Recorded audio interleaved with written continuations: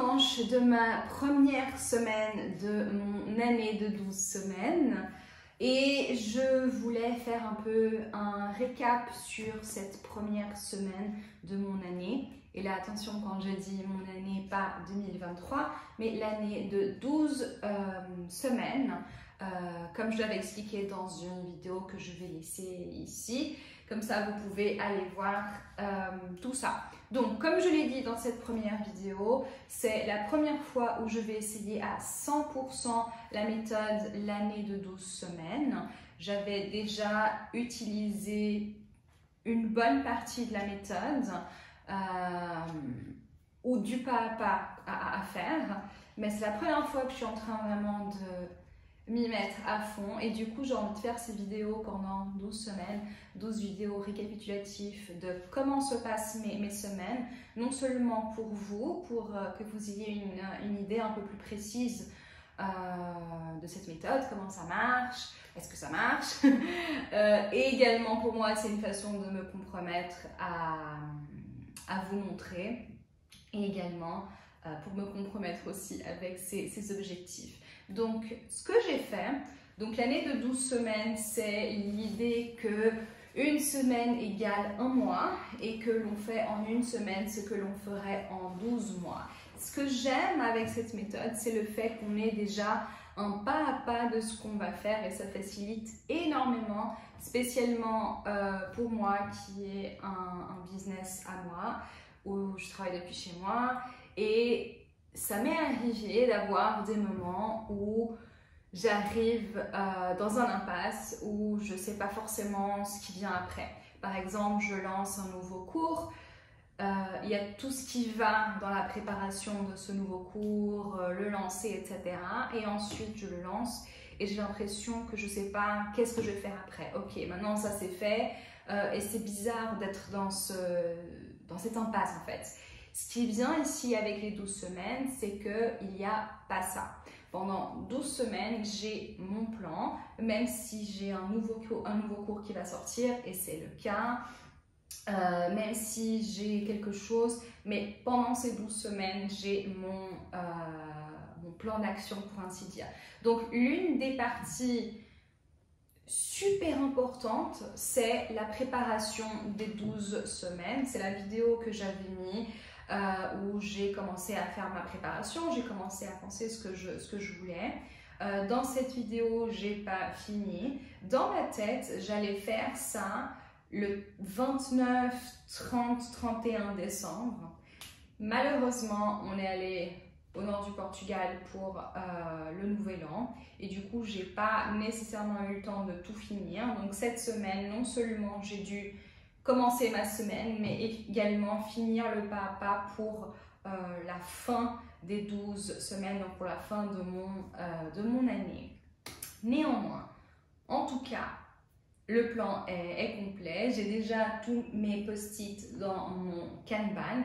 Je ne vais pas nécessairement vous montrer ça dans ces vidéos récap, mais je vais faire une vidéo séparément sur la méthode Kanban. Néanmoins, j'ai ici deux choses qui sont importantes.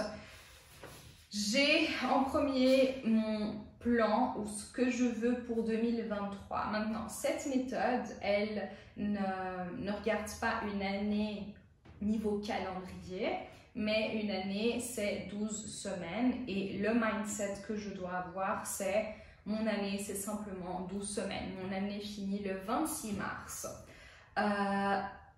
Mais on vit dans une société qui n'est pas comme ça. Et du coup, j'ai eu une conversation avec ma comptable début décembre. On a parlé des objectifs, par exemple, de facturation de mon business pour 2023 parce que je le veuille ou non, ces objectifs-là, surtout pour les finances, pour plein de choses, ils sont annuels. Donc du coup, ce que j'ai fait, c'est que j'ai commencé à penser, ok, pour 2023, qu'est-ce que je veux? La première chose que j'ai fait, c'est d'avoir un mot pour 2023. C'est quelque chose que je fais depuis 2018. Où j'ai 2018, où j'ai un mot spécifique pour chaque année.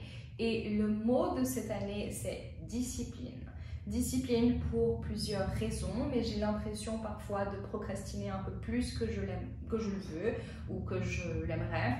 et j'ai vraiment envie d'être plus disciplinée avec moi dans beaucoup d'aspects de ma vie. Donc c'est le mot pour cette année. Ensuite, ce que j'ai fait, c'est j'ai trouvé 3 choses que j'ai envie d'améliorer cette année. Santé, business et finances personnelles. Donc finances différentes de celles du business. Mais c'est 3 choses que je vais vraiment travailler. Lorsque j'avais commencé à faire ça, j'avais un quatrième pilier et c'était hobby ou voyage, etc. Mais finalement, ça entre dans d'autres choses. Et ensuite, j'ai mon plan. Je ne vais pas forcément vous le montrer parce que là, mon plan, il est complètement détaillé avec ce que j'ai envie du 2 janvier au 26 mars, niveau business, finances personnelles et santé. Et là, j'ai le plan d'action, ce que j'ai envie de faire, etc. Donc, pour mon business, par exemple, j'ai aussi un objectif de facturation pour ces 12 semaines. Enfin, c'est tout très, très bien écrit. Donc, cette première semaine, c'est très, très bien passé. J'ai fait tout ce que j'avais à faire dans cette semaine. Maintenant, selon cette méthode, une semaine est égale à 1 mois. C'est intéressant parce que niveau contenu, spécialement contenu de mon business, c'est quelque chose où je ne suis pas forcément très disciplinée. C'est pas forcément... Ouais, c'est un challenge pour moi d'avoir le contenu nécessaire. Non que je n'ai pas envie de le faire, etc. Mais ça consomme énormément de temps, il faut penser, il faut plein de choses, bref, voilà. Et cette semaine, tout le contenu auquel je me suis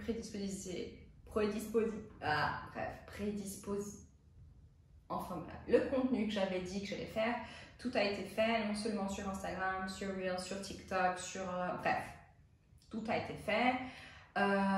Les newsletters également, plein de choses. Maintenant, intéressant, j'ai facturé plus cette première semaine que le mois passé de décembre. Intéressant vu qu'une semaine dans cette méthode correspond à 1 mois traditionnel. Donc ça c'est vraiment intéressant pour moi en tout cas de me rendre compte. On verra au fil des semaines, mais ça va également à l'encontre de l'objectif que j'ai pour ces 12 semaines. Donc voilà, je voulais être transparente avec vous et je vais vous dire si c'est quelque chose qui va se faire ou pas. Niveau objectif personnel également, ça a été une très très bonne semaine. J'ai fait tout ce que j'ai dit que j'allais faire. Maintenant, c'est beaucoup plus facile parce que le pas à pas, il est déjà fait pour moi. C'est moi qui l'ai fait, mais il est déjà fait. Et je me rends compte que, par exemple, quand c'est quelque chose du genre le sport, c'est très facile pour moi de me dire demain je ferai ou je sais pas quoi faire, je regarde 10 millions de vidéos sur YouTube ou je sais pas forcément quoi choisir et ensuite je m'ennuie et je fais plus rien. Maintenant, il n'y a pas ça. Je sais exactement ce que je fais. Donc, ça a été fait également. Et dans les finances personnelles également, objectif compris pour cette semaine. Donc, assez fière de moi pour cette première semaine, mon premier mois de mon année. Donc ouais, je me réjouis de voir comment ça va être dans les prochaines semaines. C'est vraiment intéressant parce que du coup, ce que je me suis rendu compte, c'est que le calendrier il est plus court et je dois penser de façon plus stratégique. Par exemple, la première semaine de février, du 1er février au 8 février, je serai au Brésil. Maintenant, cette première semaine de février, elle correspond en réalité à une demi-semaine jusqu'à une autre demi-semaine parce que je pars d'un mercredi à l'autre mercredi. Donc, ça va être intéressant également de comprendre que je ne suis pas là une semaine, mais ces 2 semaines-là où je ne suis pas là à 100%, les choses vont quand même devoir arriver. Donc, du coup, j'ai déjà mis dans mon pas à pas et dans mon calendrier de choses à faire dans les 2 semaines avant, donc à partir de la semaine prochaine, de commencer à faire déjà le boulot, non seulement ce que j'ai besoin pour maintenant, mais également avancer pour plus tard. Et ça, c'est vraiment cool. Donc ouais, ça me laisse quand même très tranquille que les choses vont arriver. Et ouais, très très positif pour cette première semaine.